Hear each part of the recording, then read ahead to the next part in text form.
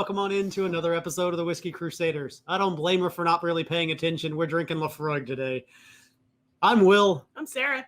I'm Matt. Hey, don't forget to hit that like and subscribe button. That's my job. Hit that notification bell so you can watch these guys do this. Matt, why don't you tell us about Laphroaig Select? All right. So we had a request for this one. I never had this the other day. This Laphroaig Select from our buddy Ron. He's asking, says, could we please review that? I said, absolutely. I have a bottle. We can certainly review that. So this is a 40% Laphroaig. This is a combo of the quarter cask, the PX cask, and the triple wood, which is an oloroso sherry finished. They're all finished together for 6 months in a new American oak barrel, which also in the highest and warmest parts of the warehouse, and then added some tenure to it. But there is no coloring in this. But there is chill filtering because it doesn't say there isn't, so there must be. So, you know what I smell? I smell Laphroaig. I call it a good day. Heat stank. See, what happened was before we started, he poured the glass and he spilled some on the table. And so now it smells really bad, and I don't want to do this anymore. So it's like Laphroaig light. Yeah. It's like slightly peated. It's like wood.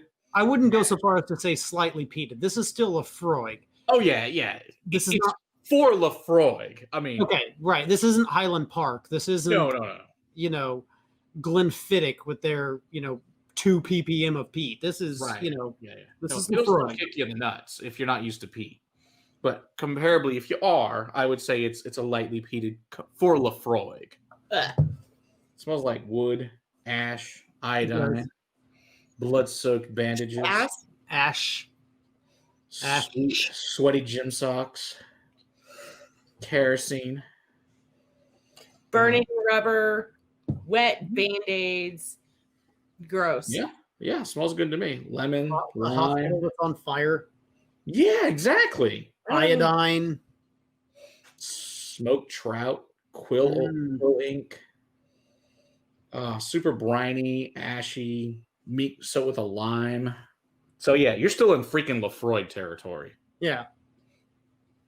No one's gonna say you're not, because you are.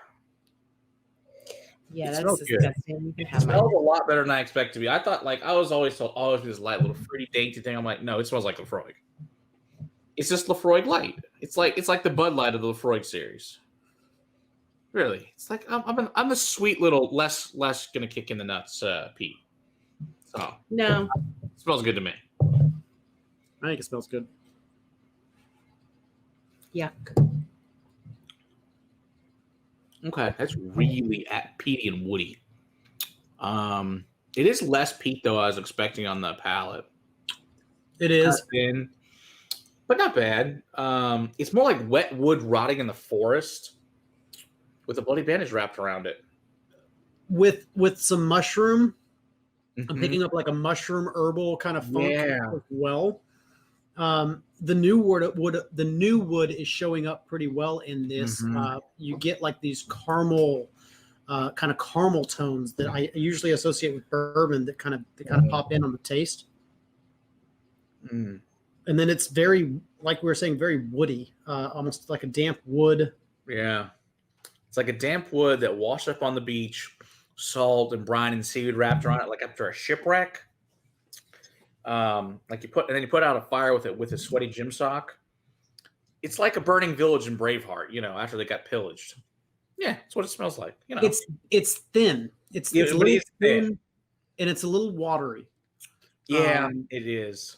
It's just not. It's not very viscous. It's not very mouth coating. It does not taste very old. No, it really doesn't at all. The last thing that we tasted was a 27-month-old single malt from Texas that tasted way older than this stuff. Yeah, got that, please.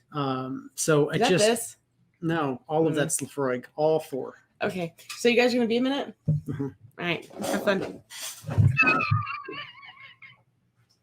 Oh, you know what it is? It's like a burnt pork chop you left out overnight. It's like now cold. That is an interesting.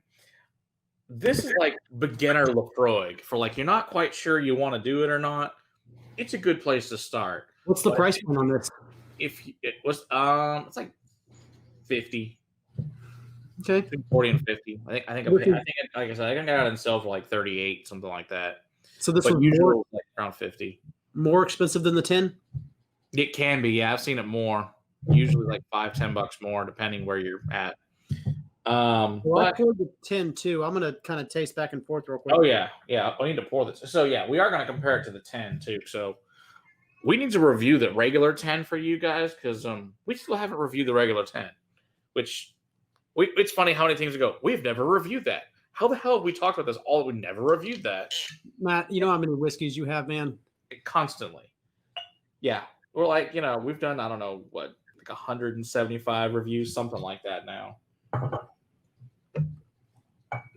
Almost 200, somewhere in there. Just a little thin and watery for me. That's really my only kind of complaint on it. It's just a little thin. Yeah, it is. I think it's because of the 40%, the biggest thing, whereas the 10 is 43%.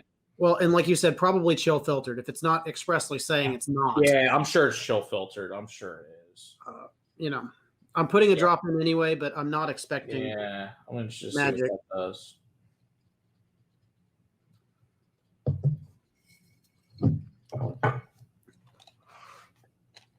Yeah, it just kind of tamps everything down even further. Yeah, I'm gonna pass on that. Yeah. All right, so let's compare the 10 now. Oh my gosh, the 10's like super sweet now compared to this one. I was just doing the same thing. Oh my gosh, it's like somebody stuck a caramel bomb in it. Yes. Holy crap. And I'm getting more of a PX sweetness out of this than I was out of the Select, which I know is finished in PX. So it's just kind of, this is berries and cream and vanilla and caramel, and I'm not smelling peat hardly at all on this. After just saying that was, Laphroaig light, I'm not smelling peat on this in comparison. Weird. That's not what I expected at all. All right, so that tastes. Oh, but it's all on the palate. There it is. Okay. And then again, the 10 has a richness and a little bit more of a depth of character, I think. Oh yeah, that it goes from like here to go on the peat. It drops the hammer. Yeah. Yeah. So on the nose, no. On the freaking palate, oh yeah. Yeah. Hello, I'm Laphroaig and I'm here to help. Yes. Every day is better with Laphroaig as far as I'm concerned. Yeah, the Laphroaig Select smells like it's going to be more peaty. Mm-hmm. But the peat kind of falls off a cliff. The 10 smells like it's going to be sweeter, and the peat gets cranked up to 10. Agree completely. On the palate. That is a really interesting comparison. It's not what I expected. So I would say the Select is a good place to start if you're not sure with Laphroaig. I think that's probably is a good place to start. If you're ready for something more challenging, skip it and just go to the 10. I don't know that it's necessary at 40%. It's just so thin and watery. The flavors are okay, and they play nicely, but I don't know. I kind of agree with you. It is like Laphroaig light. Yeah, if it were cheaper, I'd be all on board. But right, and I would agree with that. If it was, I think it should be cheaper. I don't know why it's not. I'm sure there's reasons, but probably it's all different casts. It's all those different casts. That's why it's so expensive. Yeah. It's like Ardbeg Wee Beastie coming out at a 6-year and their 10-year are the same freaking price, and it's like, but why? So, yeah. I mean, the good news about Wee Beastie is I've seen it drop down to like 35 now for some of the places for Wee Beastie. That's good to hear. Which is delicious. Hopefully, we can see the same thing with Select. Yeah, I'd like to see a 5-year Laphroaig. To be honest, I think that'd be cool. I'd drink that. I'd definitely buy a bottle to try it. Absolutely. I wouldn't be super happy paying that much money and getting this whiskey at 40%. I would be a lot happier with the 10. That's just me. I think if you're like ready into peat, I would probably skip the Select. But if you're not ready for peat, the Select is the right choice. Even though it's more expensive, it might save you from destroying it, or you might find you love it. As I think, as Ron has found out that peat is the shit. So that's all that matters.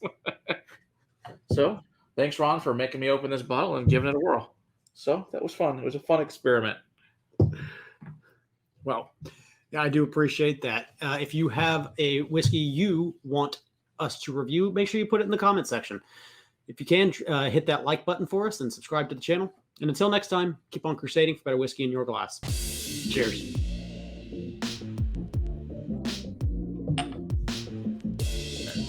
I was like, this has to go in the peated bottle. Yes.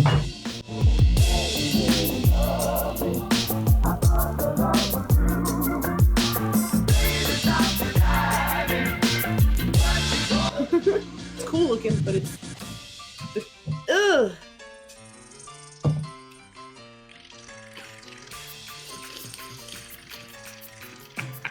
3, 2,